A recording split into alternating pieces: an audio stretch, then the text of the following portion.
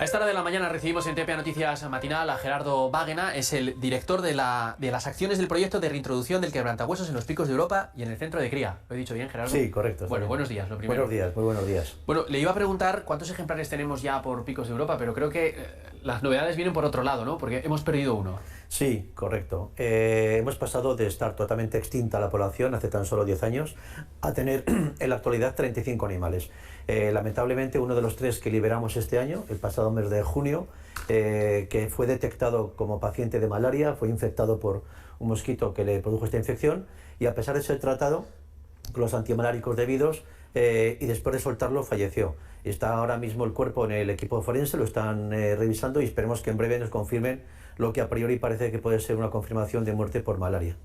¿Es habitual este tipo de muertes? Era desconocida hasta muy poco tiempo. Es decir, lo que tienen los proyectos de conservación, como en el caso del quebrantahuesos, es que están dotados de equipamientos suficientes como para poder monitorizar qué sucede en la fauna silvestre. Al fin y al cabo, lo que hacemos es usar especies bandera, especies de referencia como el quebrantahuesos, para poder detectar qué está sucediendo en el medio natural. No estaba descrito ni se sabía que la malaria estaba tan presente en el medio silvestre español y ha sido una sorpresa hace unos años cuando en los chequeos clínicos que hacemos cuando el equipo de compañeros veterinarios saca muestras de sangre y se hacen los análisis, vemos que efectivamente están expuestos a insectos que llegan a cotas de 1000 y pico metros, 1600, lo cual es una novedad, que son insectos hematófagos que buscan un huésped para chupar sangre y que ese mosquito es portador de una enfermedad no presente habitualmente en áreas de montaña de la zona norte española, como puede ser la malaria, y está afectando a especies que su tema inmunológico no es capaz de rebatirlo. Mire, perdóneme, porque dice malaria y entonces yo creo que la gente en casa dirá malaria. ¿Hablamos de una malaria que puede afectar a las personas también? No, en absoluto, es malaria aviar, es una cepa totalmente distinta y no tiene ninguna relación ni guarda o no conlleva ningún riesgo para las personas, simplemente afecta a las aves. El proyecto en sí, ¿cómo está? Hablamos de 35 animales, ¿se van a intentar reintroducir alguno más próximamente? Sí, la meta sería llegar a 50 animales. Consideramos, y los demógrafos así lo consideran, que el número que debemos alcanzar para tener una población autónoma y autosuficiente sería alcanzar los 50 animales. Lo que sucede es que para alcanzarlos hay que ir asumiendo los animales que van falleciendo, que van muriendo, que son parte del aprendizaje. Afortunadamente, todos los animales que han ido falleciendo los hemos podido recuperar y todos han sido analizados. Esto nos da las pistas y nos pone en el camino de lo que debemos hacer. Cuando inicias un proyecto de conservación de una especie que se ha extinguido por completo, te falta lo más importante, los motivos reales que causaron la extinción y la capacidad que tiene el hábitat para albergarlo. Cuando empiezas a tener bajas, lamentablemente, que siempre se producen, la ciencia veterinaria te permite saber exactamente qué ha pasado y de esa manera consigues poner el foco en lo más importante y centrar allí pues todo el caudal de energía, de tiempos y de medios que necesita la especie para prosperar. Claro, dice usted, nos sirve para analizar qué fue lo que pudo motivar que desapareciesen en su momento de picos de Europa, pero claro, a lo mejor la presencia del hombre o esa contaminación humana no era tanto antes y ahora sí, y esto es un aliciente negativo, entiendo. Correcto, esto es sobrevenido. Digamos que desde que se extinguió la especie que fue a principios del siglo XX hasta la actualidad han pasado muchas cosas. Ya no solo en la naturaleza, sino que además la sabemos, porque el nivel de conocimiento que tenemos sobre lo que acontece en la naturaleza hasta hace unos años era desconocido. Ahora hay unas acciones científicas, hay equipos muy solventes que están monitorizando un cambio global y estamos detectando fenómenos que hasta ahora pasaban desapercibidos.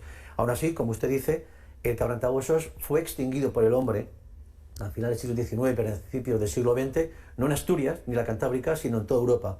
Fue la concurrencia de dos especies, el lobo, quebrantahuesos, la persecución con todo tipo de elementos como venenos tóxicos, que arrasó las poblaciones de estas especies en Centro Europa y también en España. Mire, le estoy escuchando, ¿no? Y pienso, 50 ejemplares, hablamos de 50 ejemplares como objetivo que traigan de fuera o también que hayan podido criar. ¿Han podido criar algunos? Tiene que ser muy emocionante, ¿no? Lo es porque hay que tener en cuenta que los individuos que soltamos en Asturias, todos son cedidos de forma gratuita por el gobierno de Aragón, pero todos son quebrantahuesos huérfanos. ¿Qué quiero decir? Son rescatados en situaciones críticas en el Pirineo aragonés, en la fase inmediata a que fracasen o a que mueran.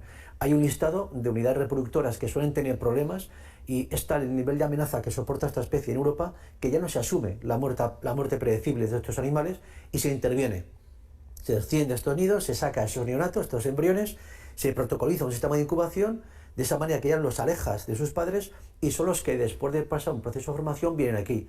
Ya han nacido 3, ya tenemos 3 asturianos de pura cepa, íntegramente criados aquí, por padres que no han tenido padres, lo cual desde el punto de vista de la historia de la gente que trabajamos estos proyectos es maravilloso ver cómo una hembra y un macho que no tuvieron padres son capaces por impronta y por esa carga genética que tienen, esos conocimientos que han ido adquiriendo, son capaces de atender el primer año con éxito un pollo de quebrantahuesos y sacarlo con vida. Que será puro instinto.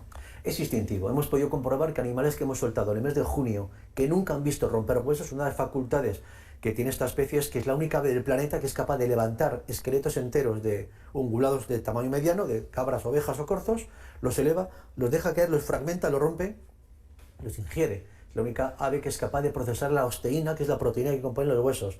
Pero no solo la procesa, sino que además es capaz de romperlos. Eso, que es muy difícil que nosotros se lo enseñemos, hemos podido comprobar como animales que se soltan en el mes de junio, en septiembre, de forma intuitiva, ellos cogían ya un hueso, veían que no podían con él, lo elevaban y lo dejaban caer. Al principio de forma muy azarosa, sobre laderas, donde no había rocas, pero enseguida acertaban las rocas y conseguían fragmentarlos y bajar a comer. Este es el corte que voy a sacar para mis hijos, porque cuando hablaba de esta entrevista con ellos, les fascina que haya un pájaro que sea capaz de coger un esqueleto, lanzarlo, romper los huesos y comerlos. Ellos cuando se encuentran un huesín ya dicen, oh, ¿qué pasa aquí? ¿No? Sí. Pero es un animal, la verdad, que sorprende por ahí, ¿no? Sí. ¿Cómo convive el... Bueno, sí, primero esta. ¿Cómo convive el quebrantahuesos con la comunidad?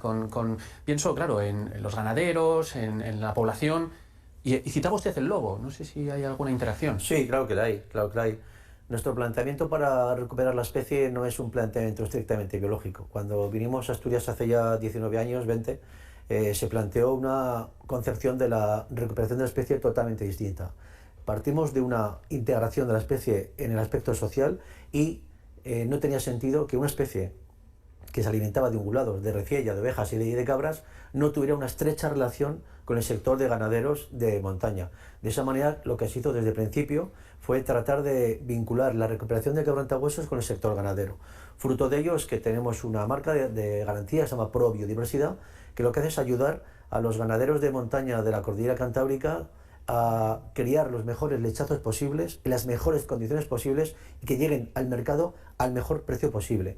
Esto ha generado una corriente muy interesante de cooperación entre el sector ganadero y nosotros, basado en la utilidad. Es decir, somos capaces de proyectar una producción muy exclusiva y con un enorme esfuerzo. Yo no sé si la gente es capaz de comprender el esfuerzo que hay que hacer para salir al campo y manejar 300 o 400 ovejas y ser capaz de hacerles parir animales que tienen que llegar al mercado con un peso y un estándar magnífico para que luego el mercado les maltrate con precios ridículos.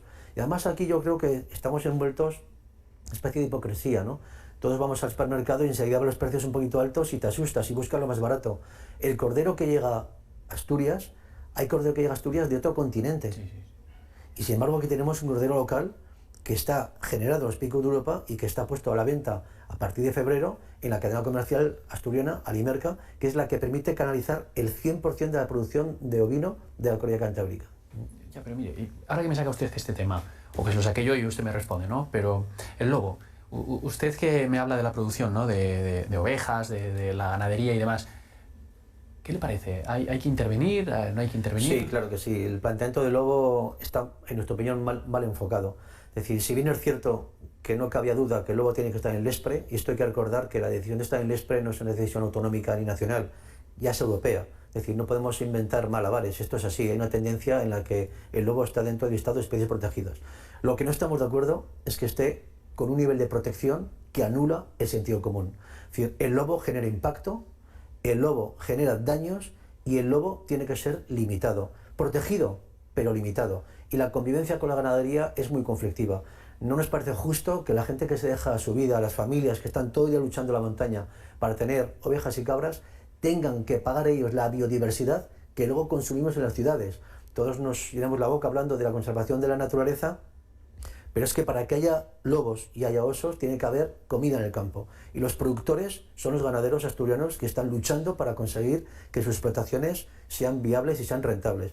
Desde nuestra fundación apoyamos que se replantee el modelo de la gestión del lobo. Consideramos que hay que hacer control del lobo, lo digo abiertamente, control del lobo siempre bajo un estricto control demográfico, estricto control demográfico. Yo no estoy hablando de que hay que matar lobos de forma aleatoria, no.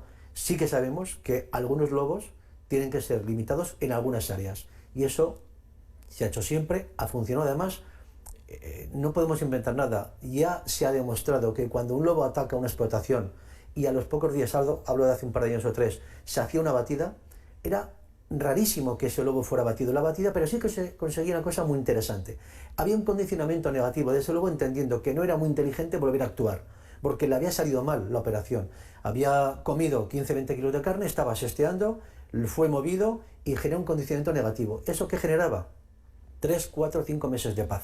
Ese modelo en el que se consigue desplazar a los depredadores de ciertas áreas, creo que hay que estudiarlo. Y por otra parte, hemos hecho un estudio jurídico a partir del LESPRE, en el que sin alterar el contenido de la norma, pero sí cambiando el sentido de la misma, en cuanto a las prioridades, se podría dar soluciones. Dicho de otra manera, no es necesario que un señor demuestre que ya tiene todas las medidas efectivas para combatir el lobo, cuando ya lo ha matado el lobo. Parece más sensato que se haga una inspección previa, se acredite que este señor ya supera todos los estándares que se le está pidiendo y si vuelve a tener ataque de lobo, se puede actuar en consecuencia. El LESPRE deja esa vía para que pueda haber una actuación activa para evitar que eso vuelva a suceder. Mire, volviendo a los quebrantahuesos, tenía aquí apuntado, las muertes de todos los que han reintroducido, ¿cuántas muertes ha habido y la mayoría de ellas a qué son achacables? Pues hemos pasado de que el principal factor de mortalidad era el veneno, ahora es el segundo.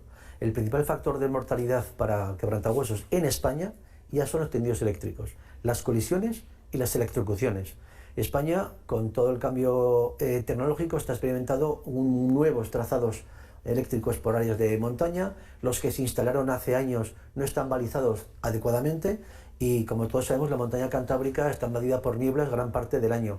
Los cables, un cable de 4 milímetros a 40 metros del suelo no se ve y es una trampa mortal para multitud de animales. Hemos podido comprobar que animales que incluso explotaban una zona con mucha frecuencia, animales prereproductores con 6 años de vida, en un día de niebla mal calculado han llegado a morir. Hablo de vitorina, por ejemplo, ¿no? Sin embargo, estas causas de mortalidad tienen una mejor solución que el veneno. Cuando hay una colisión o hay una electrocución, las compañías eléctricas que hay detrás tienen una responsabilidad nominativa y están respondiendo bien. Con Red Eléctrica en particular, después de la muerte de un animal en el Cuera, en la Sierra del Cuera, actuó de forma inmediata, corrigió 83 kilómetros de tendido eléctrico, lo cual fue algo inédito en España porque nunca se había corregido los cables de tierra de alta tensión en una extensión tan larga. Y eso va a permitir pues, que haya una reducción de mortalidad, se calcula en torno al 78 o el 80%, lo cual es una medida muy interesante. Las electrocuciones, lo mismo. Es raro que un quebrantahuesos se pose en un tendido eléctrico, pero a veces lo hacen. Cuando un animal de 3 metros de envergadura, consideremos lo que digo, 3 metros de envergadura, toca cualquiera de los polos y toca la torreta, está muerto.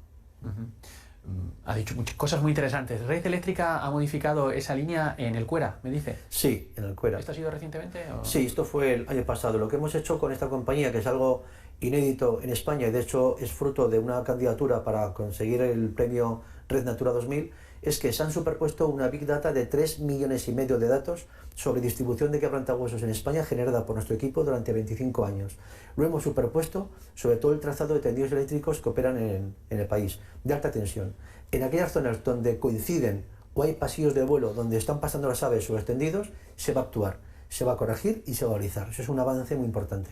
La corrección es balizar, que es poner algunas marcas para que el pájaro lo vea. Correcto, sí. Los cables eléctricos de alta tensión están los cables que son los conductores, los que todos vemos, los más gruesos, y luego por encima, si nos fijamos bien, suele haber 2 hilos, que son los cables de tierra, que son los que captan la energía que pierde la torre, que son de un segmento muy fino, de 3-4 milímetros, que son prácticamente invisibles y de color gris. Eso contra el cielo con niebla obviamente no se ve. De los eólicos ni hablamos. Entiendo que, claro, en el Parque Nacional no se pueden poner, pero en otras zonas, ¿hasta allí llega el quebrantahuesos también? Sí, nuestra fundación ha tenido que suspender por primera vez en Europa un proyecto de reintroducción de quebrantahuesos, en este caso en Teruel, en el Maestrazgo, por la incoherencia entre el mayor clúster de parques eólicos de Europa, con 186 molinos de 200 metros de altura, con la presencia de especies planeadoras.